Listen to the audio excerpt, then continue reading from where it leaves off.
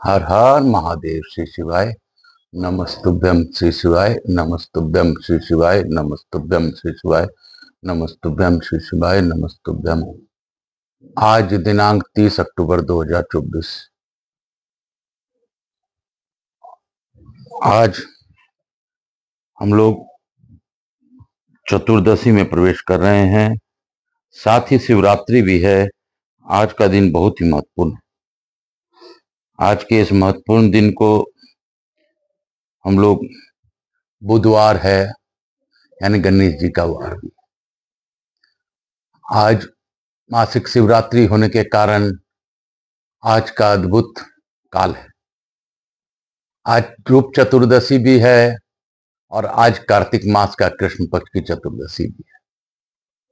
सभी लोगों को कार्तिक मास के चतुर्दशी की बधाई, रूप चौदस की बधाई, और भगवान भोलेनाथ जगन्नाथ आप पर कृपा बनाए रखे, ऐसी प्रार्थना के साथ हम लोग आज कथा की ओर बढ़ेंगे। मैं प्रथम पूज्य देव गणपति गणेश जी महाराज का आह्वान करता हूं तथा उनसे प्रार्थना करता हूं कि आप इस कथा स्थल पर पधार कर आवाहित समस्त देवी देवताओं को आने का मार्ग दें और सभी को हमारी बातें समझाकर उनसे आशीर्वाद दिलाने में हमारे लिए कष्ट प्रदान करें। मैं स्कंद कुमार स्कंद देव कुमार कार्तिकेय से भी अनुरोध करता हूं कि कार्तिक मास चल रहा है, कार्तिक मास की इस अद्भुत कथा का श्रवण कर हम सभी लोगों को कृतार्थ करें, आशीर्वाद दें और अपना इस कथा का सार हम लोगों को समझ में आवे और उसका कार्तिक मास में सुनने का फल हमें प्राप्त हो। मैं अपने भोलेनाथ मैया पार्वती से अनुरोध करता हूं कि गौर बिंदोरा का आसन ग्रहण करें और भावपूर्वक इस कथा का श्रवण कर हम लोगों को आशीर्वाद प्रदान करें। मैं अपने भोलेनाथ से यह भी प्रार्थना करता हूं, हे बाबा, मुझसे कोई भूल हो रही हो तो बच्चा समझ के माफ कीजिएगा। बाबा, मेरे जीवन में आप ही अच्छा बुरा जो भी करते हैं आप ही करते हैं। हम लोगों को यह पता चलता है कि यह हमारे लिए बुरा है, लेकिन शायद वही अच्छा हो, हम क्या जानते हैं। तो बाबा जो भी करते हैं सबके लिए अच्छा ही करते हैं, कहीं ना कहीं कोई अच्छाई छिपी रहती है जो हमें देर से समझ में आती है। तो मैं अपने विश्वनाथ जगन्नाथ बाबा भोलेनाथ का स्मरण करते हुए आज की कथा की ओर बढ़ने की आज्ञा मांगूंगा। मैं आकाश राजगढ़िया बंसल गोत्र पुनः उमा शंकर नारायणी देवी कांता राजगढ़िया पुत्र सांवरिया बाबा वृंदावन वाले आचार्य संगीत कृष्ण जी महाराज चतुर्थ संप्रदाय के महामंडलेश्वर मेरे गुरु, मैं उनकी आज्ञा लेकर आज की कथा प्रारंभ करता हूं। हे गुरुदेव, इस रूप चौदस के दिन सभी को रूपवान दे, धनवान दे, रिद्धि सिद्धि प्रदान करें, धन की वर्षा करें ताकि लोगों का धन के रूप में कष्ट न हो और सबको निरोगी काया प्रदान करने का कष्ट प्रदान करें। हे महादेव, हे गुरुदेव, मैं आपसे यह आज्ञा लेता हूं कि गुरु बिना ज्ञान कहां से आयो। यही सत्य है, अगर गुरु नहीं हो तो हमें ज्ञान भी नहीं मिल पाता है। अगर आपकी कृपा ना होती तो मैं तो अंधकार कूप में ही पड़ा रहता। आपकी कृपा है गुरुदेव, तो मैं अंधकार कूप से बाहर निकलकर आपके इस दिखाए हुए मार्ग पर चलने का प्रयास कर रहा हूं। मैं पंडित प्रदीप जी मिश्रा को भी धन्यवाद देता हूं कि उन्होंने सूक्ष्म रूप के गुरु के रूप में इस कथा का मुझसे श्रवण करने के लिए या सुनाने के लिए मुझे प्रेरित किया। मैं उनको बार बार धन्यवाद देता हूं। मैं स्कंद कुमार से भी अनुरोध करता हूं कि इस कथा का भावपूर्वक कथा आप मुझसे करवाते रहें, करते रहें, सुनते रहें और सुनाते रहें। हे जगन्नाथ, तो हम लोग आज राम नाम का थोड़ा सा जप करते हुए कथा को आगे की ओर ले जाएंगे। श्री राम जय जय राम। हे प्रभु राम श्री राम जय जय राम। हे प्रभु राम श्री राम जय जय राम। प्रभु राम श्री राम जय जय राम। प्रभु राम श्री राम जय जय राम। श्री राम जय जय राम। श्री राम जय जय राम। राम राम की लूट है, लूट सके तो लूट, एक दिन पछताएगा जब प्राण जाएंगे छूट। रे भैया प्राण जाएंगे छूट। राम नाम की लूट है, लूट सके तो लूट, एक दिन पछताएगा प्राण जाएंगे छूट। बोलो शंकर भगवान की जय, बोलो जगन्नाथ भगवान की जय, बोलो राधा रानी सरकार की जय, बोलो कृष्ण भगवान की जय, विष्णु भगवान की जय। हम लोगों ने अद्भुत कथा कल श्रवण की थी कि किस प्रकार अमावस्या तिथि की प्रसिद्धि हुआ। तदंतर वे भक्ति पूर्वक भगवान की आराधना करने के लिए हर्ष के साथ गंधमादन पर्वत पर चले गए। इसलिए वैशाख मास की यह अमावस्या तिथि परम पवित्र मानी गई। बोलो विष्णु भगवान की जय। आज हम लोग आगे की कथा पढ़ेंगे। काशी काशी शिव काशी, मोक्ष नगरी काशी की जय, जगन्नाथ भगवान की जय। श्रुत जी कहते हैं, जो मनुष्य अक्षय तृतीया को सूर्योदय काल में प्रातः स्नान करते हैं और भगवान विष्णु की पूजा करके कथा सुनते हैं, वे मोक्ष के भागी होते हैं। जो उस दिन मधुसूदन की प्रसन्नता के लिए दान करते हैं, उनका वह पुण्य कर्म भगवान की आज्ञा से अक्षय फल देता है। वैशाख मास की पवित्र तिथियों में शुक्ल पक्ष की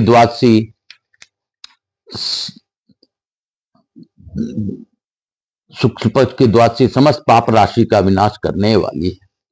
शुक्ला द्वादशी को योग्य पात्र के लिए जो अन्न दिया जाता है, उसके एक एक दाने में कोटि कोटि ब्राह्मण भोजन का पुण्य प्राप्त होता है। शुक्ल पक्ष की एकादशी तिथि में जो भगवान विष्णु की प्रसन्नता के लिए जागरण करता है, वह जीवन मुक्त होता है। जो वैशाख की द्वादशी तिथि को तुलसी के कमल दलों से भगवान विष्णु की पूजा करता है, वह समूचे कुल का उद्धार करके वैकुंठ लोक का अधिपति होता है। जो मनुष्य त्रयोदशी तिथि को दूध, दही, शक्कर, घी और शुद्ध मधु, इन 5 द्रव्यों से भगवान विष्णु की प्रसन्नता के लिए उनकी पूजा करता है, तो जो पंचामृत से भक्ति पूर्वक श्रीहरि को स्नान कराता है, वह संपूर्ण कुल का उद्धार करके भगवान विष्णु के लोक में प्रतिष्ठित होता है। जो सायकाल में भगवान विष्णु की प्रसन्नता के लिए शरबत देता है, वह अपने पुराने पाप को शीघ्र ही त्याग देता है। वैशाख शुक्ला द्वादशी में मनुष्य जो कुछ पुण्य करता है, वह अक्षय फल देने वाला होता है। प्राचीन काल में कश्मीर देश में देवव्रत नामक एक ब्राह्मण थे। उनके सुंदर रूप वाली एक कन्या थी, जो मालिनी के नाम से प्रसिद्ध थी। ब्राह्मण ने उस कन्या का विवाह सत्यशील नामक बुद्धिमान द्विज के साथ कर दिया। मालिनी कुमार्ग पर चलने वाले पुंसचली होकर स्वस्थता पूर्वक इधर उधर रहने लगी। वह केवल आभूषण धारण करने के लिए पति का जीवन चाहती थी। उसकी हितैषिणी नहीं थी। उसके घर में काम काज करने के बहाने उपपति रहा करती थी। सभी जाति के मनुष्य जार के रूप में उसके यहाँ ठहरते थे। वह कभी पति को आज्ञा का पालन करने में तत्पर नहीं हुई। इसी दोष से उसके सब अंगों में कीड़े पड़ गए, जो काल अंत तक और यम की भांति उसकी हड्डियों को भी छेदे डालते थे। उन कीड़ों से उसकी नाक, जिब्बा और कानों का छेद हो गया। स्तन तथा उंगलियां गल गई, उसकी पंगुता भी आ गई। इन सब क्लेशों से मृत्यु को प्राप्त होकर वह नरक की यातनाएं भोगने लगी। 1,50,000 वर्षों तक वह तांबे के भांड में रखकर जलाई गई। 100 बार उसे कुत्ते की योनि में जन्म लेना पड़ा। तत्पश्चात 100 वीर देश में पद्मन बंधु नामक ब्राह्मण के घर में वह अनेक दुखों से घिरी हुई कुतिया हुई। उस समय भी उसके कान, नाक, पूंछ और पैर कटे हुए थे। उसके सिर में कीड़े पड़ गए थे और योनि में भी कीड़े भरे रहते थे। राजन, इस प्रकार 30 वर्ष बीत गए। एक दिन वैशाख के शुक्ल पक्ष की द्वादशी तिथि को पद्म बंधु का पुत्र नदी में स्नान करके पवित्र हो भीगे वस्त्र से घर आया। उसने तुलसी की वेदी के पास जाकर अपने पैर धोए। देव योग से वह कुतिया वेदी के नीचे सोई हुई थी। सूर्योदय से पहले का समय था। ब्राह्मण कुमार के चरणोदक से वह नहा गई और तत्काल उसके सारे पाप नष्ट हो गए। फिर तो उसी क्षण उसे अपने पूर्व जन्मों का स्मरण हो आया। पहले के कर्मों का याद आने से वह कुतिया तपस्वी के पास जाकर दीनता पूर्वक पुकारने लगी, हे मुने, आप हमारी रक्षा करें। उसने पद्म बंधु मुनि के पुत्र से अपने पूर्व जन्म की दुराचार पूर्ण वृत्तांत सुनाए और यह भी कहा, ब्राह्मण, जो लोग कोई भी दूसरी युवती पति के ऊपर वशीकरण का प्रयोग करता है, वह दुराचारणी मेरी ही तरह तांबे के पात्र में पकाई जाती। पति स्वामी है, पति गुरु है और पति उत्तम देवता है। साध्वी स्त्री उस पति का अपराध करके कैसे सुख पा सकती है? पति का अपराध करने वाली स्त्री सैकड़ों बार त्रियग योनि, पशु पंछियों की योनि में और अरबों बार कीड़े की योनि में जन्म लेती है। इसलिए स्त्रियों को सदैव अपने पति की आज्ञा पालन करनी चाहिए। ब्राह्मण, आज मैं आपको दृष्टि के सम्मुख आई हूं। यदि आप मेरा उद्धार नहीं करेंगे तो मुझे पुनः इसी यातनापूर्ण घृणित योनि का दर्शन करना पड़ेगा। अतः विप्रवर, मुझे पापचारिणी को वैशाख शुक्ल पक्ष में आपने पुण्य प्रदान करके उबार लीजिए। आपने जो पुण्य की वृद्धि करने वाली द्वादशी की है, उसमें स्नान दान और अन्न भोजन कराने से जो पुण्य हुआ है, उससे मुझे दुराचारणी का भी उद्धार हो जाएगा। महाभाग दीनवत्सल, मुझ दुखिया के प्रति दया कीजिए। आपके स्वामी जगदीश्वर जनार्दन दीनों के रक्षक हैं, उनकी भक्त भी उन्हीं के समान होते हैं। दीनवत्सल, मैं आपके दरवाजे पर रहने वाली कुतिया हूं, मुझे दीना के प्रति दया कीजिए, मेरा उद्धार कीजिए। अंत में मैं आप द्विजेंद्र को नमस्कार करती हूं। उसका वचन सुनकर मुनि के पुत्र ने कहा, कुतिया, सब प्राणी अपने किए हुए कर्मों के ही दुख सुख रूप फल भोगते हैं। जैसे सांप को दिया हुआ शर्करा मिश्रित दूध केवल विष की वृद्धि करता है, उसी प्रकार पापी को दिया हुआ पुण्य उसके पाप से में सहायक होता है। मुनि कुमार के ऐसा कहने पर कुतिया दुख में डूब गई और उसके पिता के पास जाकर आर्त स्वर से क्रंदन करती हुई बोली, पद्म बंधु बाबा, मैं तुम्हारे दरवाजे की कुतिया हूं, मैंने सदा तुम्हारा झूठन खाई है, मेरी रक्षा करो, मुझे बचाओ। गृहस्थ महात्मा के घर जो पालतू जीव रहते हैं, उनका उद्धार करना चाहिए, यह वेद वेदाओं का मत है। चंडाल को में कुत्ते ये प्रतिदिन गृहस्थों के दिए हुए टुकड़े खाते हैं, अतः उनकी दया के पात्र हैं। जो अपने ही पाले हुए रोग आदि से ग्रस्त एवं असमर्थ प्राणी का उद्धार नहीं करता, वह नरक में पड़ता है, यह विद्वानों का मत है। संसार की सृष्टि करने वाले भगवान विष्णु एक को कर्ता बनाकर स्वयं ही पत्नी पुत्र आदि के ब्याज के समय जंतुओं का पालन करते हैं, अतः आपने पोष्य वर्ग की रक्षा करनी चाहिए, वह भगवान की आज्ञा है। दयालु होने के कारण आप मेरा उद्धार कीजिए। दुख से आतुर हुई कुतिया की यह बात सुनकर घर में बैठे हुए मुनि पुत्र तुरंत घर से बाहर निकला। इसी समय ध्यान निधान पद्म बंधु ने कुतिया से पूछा, यह क्या वृत्तांत है? तब पुत्र ने सब समाचार कह सुनाया। उसे सुनकर पद्म बंधु बोले, बेटा, तुमने कुतिया से ऐसा वचन क्यों कहा? साधु पुरुषों के मुंह से ऐसी बात नहीं निकलनी चाहिए, वह निकलती। वत्स, देखो, सब लोग दूसरों का उपकार करने के लिए उद्यत रहते हैं। चंद्रमा, सूर्य, वायु, रात्रि, अग्नि, जल, चंदन, वृक्ष और साधु पुरुष सदा दूसरों की भलाई में लगे रहते हैं। दैत्यों को महाबली जानकर महर्षि दधीचि ने देवताओं का उपकार करने के लिए दयापूर्वक उन्हें अपने शरीर की हड्डी दे दी। महाभाग,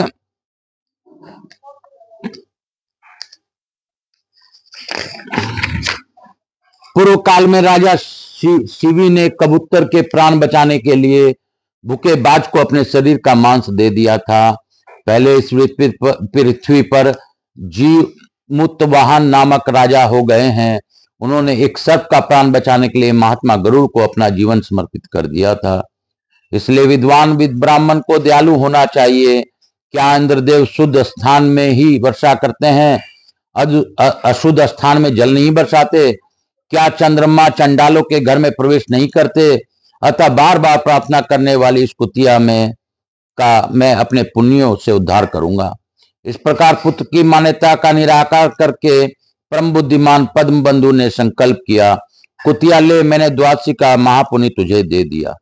ब्राह्मण कितना कहते, कुतिया ने पछाता अपना प्राचीन शरीर का त्याग कर दिया और दिव्य देह धारण कर दिव्य वस्त्र आभूषण से विभूषित हो दसों दिशाओं का प्रकाशित करती हुई ब्राह्मण की आज्ञा ले स्वर्गलोक को चली गई।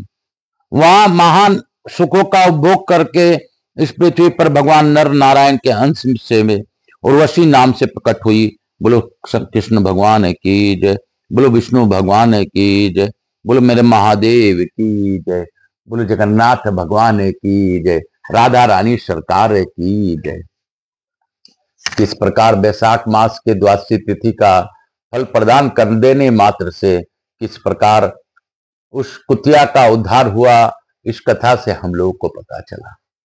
हम तो क्या हैं, हमें कथाएं इसलिए बताई जाती है ताकि हम समझ सके, अगर हमसे कोई गलती होती हो तो हम अपने जीवन में सुधार सके।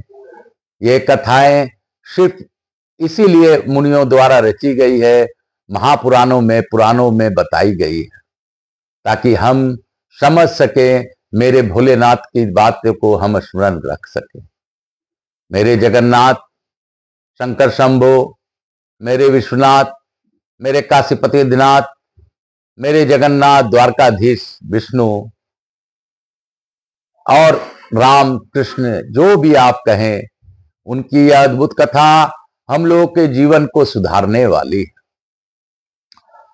आज के रूप चौदस के दिन हम लोगों को अद्भुत कथा श्रवण करने का भाग्य प्राप्त हुआ, तो हमें सुंदरता का भी अभिमान न करके किसी पर आसक्ति नहीं करनी चाहिए।